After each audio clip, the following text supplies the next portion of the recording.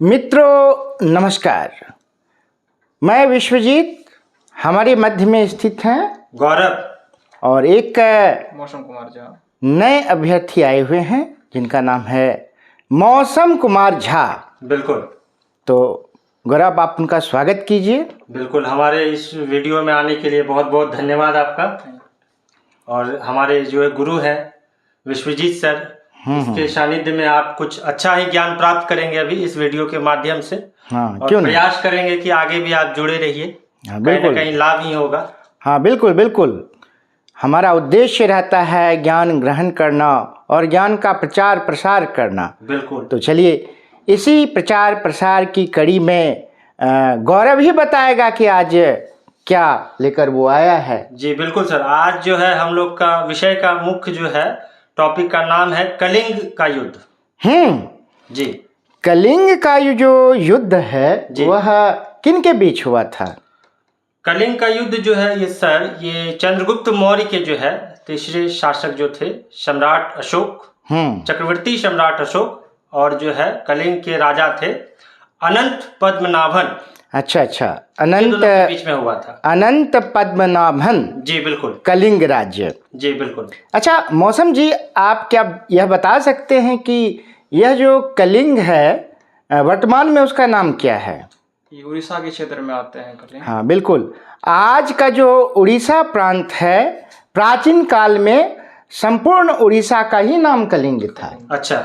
जी। तो कलिंग एक महत्वपूर्ण क्षेत्र हुआ करता था। बिल्कुल सर। इसका कुछ महत्व था। कैसा महत्व था, बोलिए मौसम जी? व्यापार का भी मतलब। हाँ, व्यापारिक दृष्टिकोण से महत्वपूर्ण था। जी, आर्थिक दृष्टिकोण से भी महत्वपूर्ण था और सामरिक दृष्टिकोण से भी महत्वपूर्ण था। बिल्कुल। तो यह इतना महत्वपूर्ण था कि मगध का जो राजा था, सम्राट चक्रवर्ती सम्राट अशोक, वह चाहता था कि कलिंग राज्य हमें मिल जाए। हालांकि उन्होंने कई प्रस्ताव भिजवाए थे जी, लेकिन जो कलिंग राज थे वे सहमत नहीं हुए, है ना जी। एक और भी कारण है, वो मौसम जी बताएंगे कि जो मगध साम्राज्य का जो सीमा है, पश्चिम बंगाल में एक बंदरगाह है, बताइए। ताम्रलिप्ति। हाँ, ताम्रलिप्ति बंदरगाह। पश्चिम बंगाल में एक जिला है पूर्व मिदनापुर। जी। पूर्व मेदिनीपुर में अभी एक जगह है जिसका नाम है तामलुक। हाँ, तामलुक। जब मैं कलकत्ता में ऑडिट ऑफिसर था तो हाँ गया था ऑडिट करने हेतु। जी। तो उसी तामलुक का प्राचीन नाम क्या है? ताम्रलिप्ति बंदरगाह वहाँ पर था। तो ऐसा था कि उस बंदरगाह में जो मौर्य सम्राट के जो नाविक वगैरह हुआ करते थे जी, वे वहाँ अक्सर आया जाया करते थे जी। तो वहाँ पर कुछ जनजातियाँ थी, जैसे कि नाग जनजाति और भी कई लुटेरे थे जी। वे सभी मिलकर उन नावों को क्या कर लिया करते थे? लूट लिया करते थे। तो इससे बड़ा अशोक को क्या हुआ? क्रोध हुआ जी। और कलिंग राज ही इनको समर्थन देते थे। तो स्वाभाविक है कि गुस्सा होंगे ही सम्राट अशोक। बिल्कुल। तो इसलिए उन्होंने क्या कर दिया? उस पर जो है युद्ध लड़ा, उसके साथ आक्रमण कर दिया। जी। अब आप लोग ही बताइए वह युद्ध कैसा हुआ? सुनने में आया कि यह इतिहास का बहुत ही भीषणतम और विनाशकारी युद्ध था। जी सर, बिल्कुल। अब आप लोग बताएं उस युद्ध के बारे में। इसके बारे में जो है सर, कह सकते हैं ये अशोक क्या जो है ये युगांतकारी घटना है इतिहास के दृष्टिकोण से। हाँ बिल्कुल। क्योंकि जो है अशोक जो है सर, इसमें जो है अशोक की जो शिलालेख है, ऐसे तो 14 शिलालेख है लेकिन 13वां शिलालेख जो है उस पर इसमें जो है स्पष्टता से जो है इसमें जो है सारा चीज उसमें दिया गया है, जो खरोष्टी लिपि में है, कहीं कहीं आरामी भी लिपि है, ब्राह्मी लिपि में भी है। आरामी, खरोष्टी, ब्राह्मी, ये सब में जो है दिखाया गया है। लेकिन सर मेरा प्रश्न है कि अशोक के जो शिलालेख है ये अलग अलग जगहों पर मतलब जो है मतलब इसका क्या कारण है, एक ही जगह पे नहीं है? अलग अलग जगह में रहेंगे तभी तो उनका प्रचार प्रसार होगा। अपना साम्राज्य बढ़ाने के लिए। हाँ, साम्राज्य बढ़ाने के लिए जी। एक ही जगह। उस समय तो यातायात के साधन कम हुआ करते थे, जी। है ना। फिर भी जगह जगह उनके जो धर्म महामात्र थे जी। वे भ्रमण किया करते थे जी। और अशोक की जो धम्म नीति थी जी। उसका प्रचार किया करते थे। क्योंकि भारत में जो है सर अलग अलग राज्य में, गुजरात में भी है उनका कुछ शिलालेख है, 14वां शिलालेख जो है यहाँ पे आंध्र प्रदेश में भी है, तो कहीं ना कहीं पूरा फैला हुआ है विस्तार उनका। हाँ हाँ हाँ, बिल्कुल बिल्कुल। और अशोक का जो है सर जन्म जो है 304 ईसा पूर्व में हुआ था। ठीक है। और उनका जो निधन है वो 232 ईसा पूर्व में था। और अशोक का जो समय था सर, टाइम पीरियड, वो 269 बीसी 269 बीसी से 232 बीसी तक था। हाँ बिल्कुल बिल्कुल। और अपने शासन के कैवे वर्ष में उन्होंने कलिंग पर आक्रमण किया था, मौसम जी बताएंगे। शासन के 8वें वर्ष पे आक्रमण किया था, 9वें वर्ष चल रहा था उसमें। वो राज्यभिषेक के पश्चात जो है, तिथि बोल दे। 261 ईसा पूर्व। हाँ बिल्कुल, 261 ईसा पूर्व ही वह तिथि थी, वह समय था जब सम्राट अशोक और अनंत पद्मनाभन के बीच भयानक भीषणतम युद्ध हुआ। बिल्कुल सर। वह जगह कौन सी थी?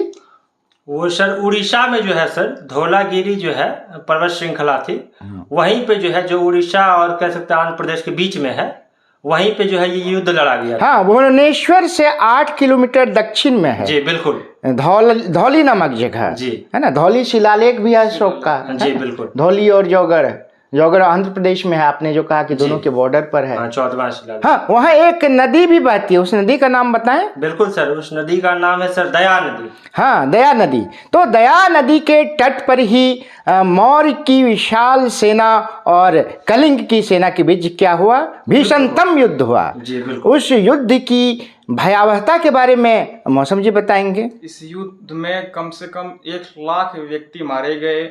उनके पश्चात 1.5 लाख व्यक्ति को उस जगह से दूसरे जगह निर्वासित कर दिया गया था, मतलब बंदी बना लिया गया। उनके पश्चात इनमें बच्चे, बूढ़े, औरत, इन सभी को मतलब मारा गया था मौर्य साम्राज्य के सेना के द्वारा।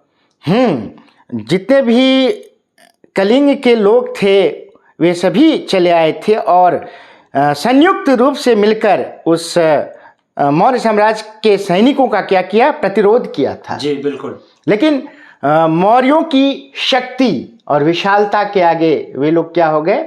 नतमस्तक हो गए, है ना।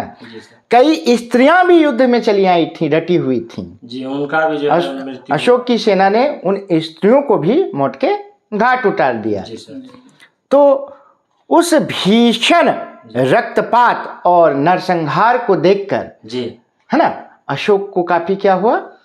अशोक सर, ये युद्ध के पश्चात जो है सर, अशोक के जीवन में बहुत बड़ा बदलाव आया। सबसे महत्वपूर्ण बदलाव था सर, वो जो है भैरी घोष से जो है वो धम्म घोष की नीति जो है अपना लिया। हाँ, उस दृश्य को देखकर वे बहुत शोकाकुल हुए, क्षुब्ध हुए। उन्होंने सोचा कि हाय, मैंने ये क्या कर दिया, इतने सारे लोगों का कत्ल हो गया, है ना। बहुत द्रवित हो गए। उसके बाद उनका हृदय परिवर्तन हो गया। हाँ, तो वो जो क्रूर अशोक था, जी क्रूर अशोक, चंड अशोक जी का हृदय परिवर्तित हो गया और हृदय परिवर्तन के बाद वह लोक कल्याणकारी व्यक्ति हो गया। बुद्ध की नीति उसके बाद उन्होंने अपनाई, धर्म परायण हो गया जी, और उन्होंने युद्ध की नीति सदा के लिए त्याग दी और उन्होंने भगवान बुद्ध की जो नीति थी, सत्य, अहिंसा, शांति, प्रेम, करुणा, सौहार्द, उसी का मार्ग चुना। बिल्कुल, है ना। और उनके बाद जो है सर, ये तीसरी संगति जो बौद्ध संगति हुई थी, उनमें भी अशोक जो है भाग लिए थे पाटलिपुत्र में। तो वो जो था बौद्ध धर्म के प्रचार प्रसार हेतु उन्होंने धर्म महापात्र की क्या की थी? नियुक्ति की थी। और स्वयं भी वे तीर्थ यात्रा पर निकलते थे और खास करके उन जगहों का भ्रमण करते थे जी, जो जगहें भगवान बुद्ध से संलग्न थी। जी बिल्कुल। जैसे कि बोधगया में ज्ञान प्राप्ति हुई थी, कुशीनगर में महापरिनिर्वाण की महापरिनिर्वाण प्राप्ति हुआ हुई था। थी, लुम्बिनी में उनका जन्म हुआ था, सभी जगह वो गए थे। जी। और जहाँ जहाँ गए वहाँ वहाँ शिलालेख झंझना वगैरह, नदी के किनारे। हाँ, शिलालेख स्थापित कर देते जी थे, बिल्कुल। उसमें कुछ उत्कीर्ण करवा देते थे, खुलवा देते थे। जी यही तो अशोक सम्राट, चक्रवर्ती सम्राट अशोक की क्या थी, महानता थी, है ना। जी बिल्कुल। भेरी घोष को त्याग कर इन्होंने क्या किया था, धम्म घोष की नीति अपना धम्म घोष की नीति अपनाई थी, प्रचार प्रसार किया था। प्राचीन काल में सोचिए ऐसे शासक हुए थे, जी बिल्कुल, है ना। जी और भी कुछ जानकारी देना चाहेंगे? बिल्कुल सर, इसका जो विस्तार है सर, ये उत्तर में हिंदुकुश से जो है, हिंदुकुश और तक्षशिला तक था। हाँ बिल्कुल, तक्षशिला जो उत्तरापथ उसकी राजधानी ही थी, 5 प्रांत थे ना। अच्छा एक बात और, हाँ। जब अशोक ने कलिंग को जीता, जी बिल्कुल, तो कलिंग को उन्होंने 5वां प्रांत बनाया, 5वां प्रांत बनाया था। और उसकी राजधानी क्या बनाई?